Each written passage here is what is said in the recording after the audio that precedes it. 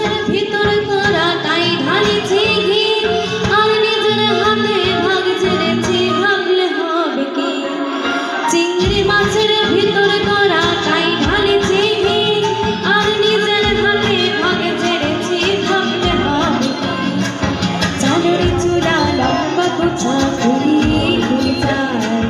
দেখি স্বামীর বিবেচনা কার ঘরে সমান চালের চূড়া লম্বা গোছা ঘুরিয়ে ঘুরে যায় দেখি স্বামীর বিবেচনা কার ঘরে সমান কালো জলে বুঝলা তলে ডুবলো সরাতল আজ সারা না কাল সারা না পাই যে দর্শন